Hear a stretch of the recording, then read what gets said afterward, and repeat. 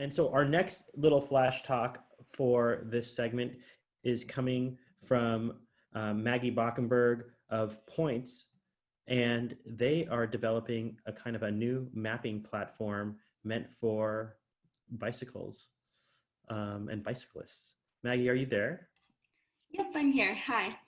Hi, how's it going? Thanks for joining us today. Thank you. I'll just share my screen and get started if that's okay. That sounds great. All right. Hi, everyone. My name's Maggie, and I am a junior at Brown University. I'm studying environmental science and entrepreneurship. And over this past summer, I've been working on a project called Points through a Brown's B Lab Summer Accelerator. So I'm first going to tell you what micromobility is because although all of you guys seem very educated on transportation and mobility, it's sometimes good to go over the definition. So micromobility involves all small wheeled vehicles, including bikes, e-scooters, e-bikes, skateboards, anything with smaller wheels that is either powered by electric or by people. So I first got involved in this space when I went on a cross-country bike trip during my gap year. It was like the first time I had ever really ridden bike consistently, and I traveled from Yorktown, Virginia to San Francisco with one of my friends, and we learned throughout the trip that it's pretty hard to find the best roads because especially if you don't know the area. So we'd oftentimes get redirected to other routes by local riders who would suggest we had a more scenic or less car trafficked route. And so when I got to college, it was like my first time in a big city living there, and I wanted to get around on my bike because I didn't have a car. So I started trying to navigate on my bike, and I had a really hard time. And so I wanted to talk to other people in the Providence area and see if they had similar experiences. And so I started having conversations with these folks, and I learned that a lot of them were concerned about safety. As we've heard today, you know, safety is a big issue when it comes to micromobility. And so if people feel safe, they're often a lot more inclined to take rides on micromobility vehicles. So anyway, I asked them like what their problems were with current solutions. And if you guys have used current mapping solutions, you're probably familiar with some of the issues that come about. But what I heard was that they weren't specific to these smaller wheeled vehicles. There was a lack of safety component, and the maps weren't always accurate, which can be pretty frustrating if you get put on a wrong street or you feel unsafe in the area that you're sent to. So this is when I started looking at potentially developing a solution to this problem, and came up with the idea we call Points, which takes into account real-time car traffic data and crowdsourced safety information from local riders, and develops bike routes or micromobility routes that are on quieter paths to people's destination. And so if you've heard of the app Waze for cars, it's very similar to that, but it's focused on micromobility. And additionally, if you've heard of quiet ways, like that the city of London has, it's kind of like a data-driven quiet ways is another way to think of it. So I'm gonna show you guys the demo, if that's okay, just the prototype demo. And we'll just leave that up in the background. But this is the prototype the prototype was developed like before the summer, but throughout the summer, a team of about 7 software engineers and I worked on building this out in a real app form. So this will show you kind of what it does, or what it looks like at least. So it looks very similar to any other mapping app that you are familiar with, in that you can type in your destination and navigate to it. But where it's a little different is that you're able to customize your ride based on the type of vehicle you're using, your preference for elevation, gain, and grade, and whether you need to get somewhere quickly or if you're more inclined to take a scenic path. So while people are navigating, you can mark the spots where you see issues or maybe there's something good there, and provide feedback to the app around those things. So right here is where you can provide more feedback, and that's how we alter the routes based on this feedback that we have. And obviously you need a lot of information to make the maps accurate. So yeah, that is how the crowdsourcing works. We'll click done. And then I'm gonna stop my screen share for a second. Okay, cool. And yeah, so we did that development over the summer, and it was very educational and fun. But a lot of my lovely advisors in B-Lab told me that I should think about finding a sustainable business model. So because it's pretty hard to have an app that doesn't bring in any revenue, because I wanted this thing to be free for the end user. And so since B-Lab has ended, I've been doing a lot of research into how we could actually make this happen in a sustainable way. And have been interviewing government officials, micromobility operators, data providers, and other folks in the kind of the industry to see if because there's like a joint effort to make biking and scootering safer for people and make it more accessible. So wanted to see if there was a way to make the business model sustainable. So right now we are finishing up with those interviews and making a decision about how we're going to move forward.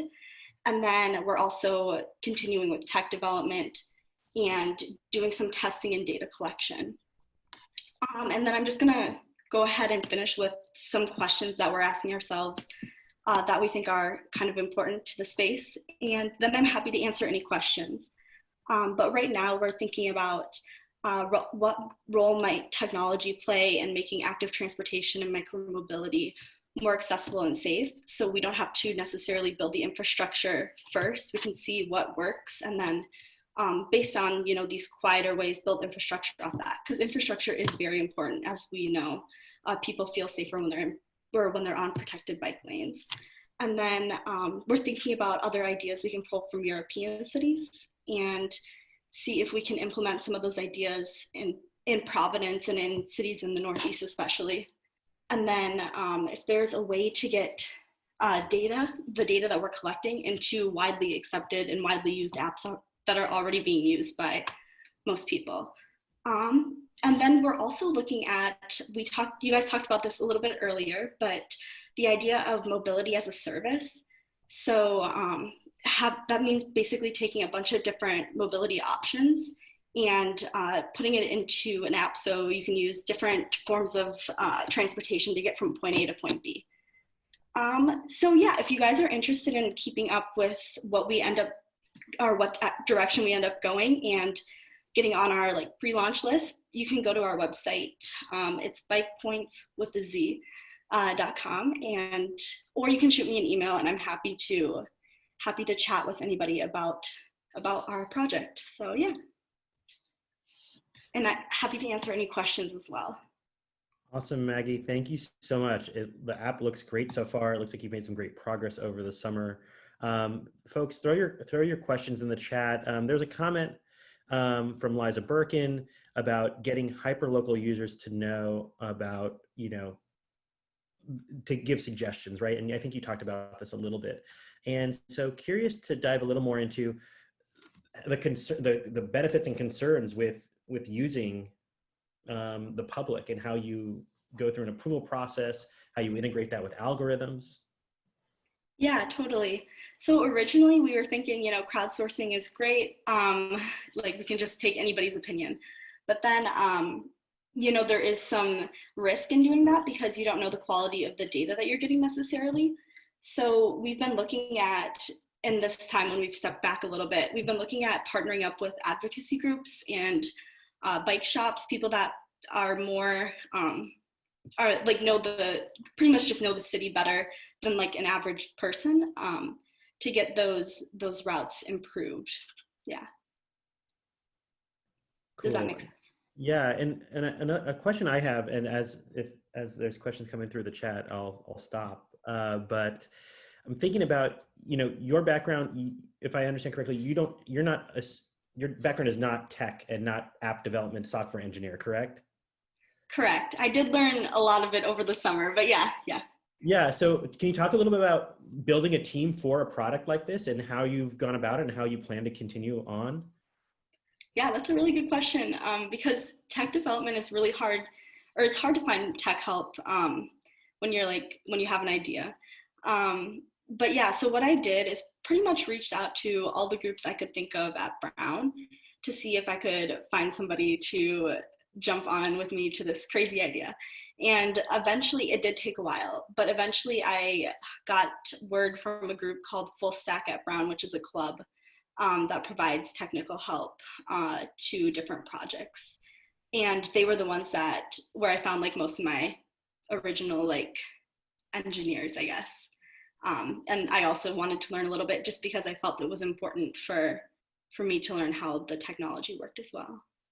So. Yeah, even if you're not an expert, at least know what's good and what's not, right?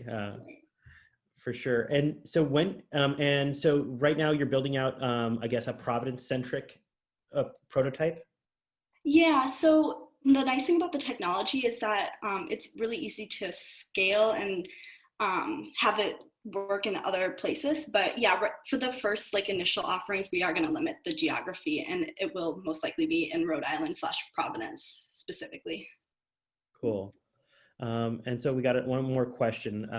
How will you keep track of the new bike infrastructure from local governments? Yeah, that's a really good question. So we've been talking to local government officials, not only in Providence, but around the country. And they actually update their maps in very different ways.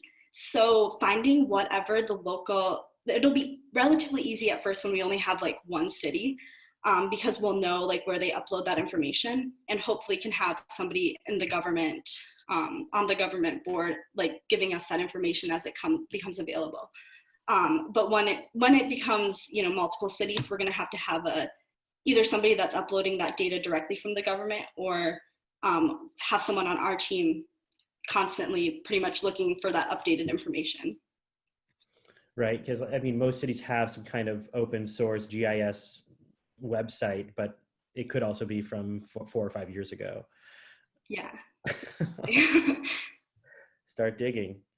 Well, thank you so much, Maggie. This is great. Really excited to see where this heads. Do you have a date for when we might have a public launch or a beta test? Yeah. So we don't have an official date, but it'll likely be. We have most of the tech built. We're just deciding, I guess, the direction of how it's going to launch, I guess. So it'll be this fall, likely towards the end of September, early October. But if you are like a local expert and you want to contribute to some of the initial data, we would love to get your input right away. So yeah.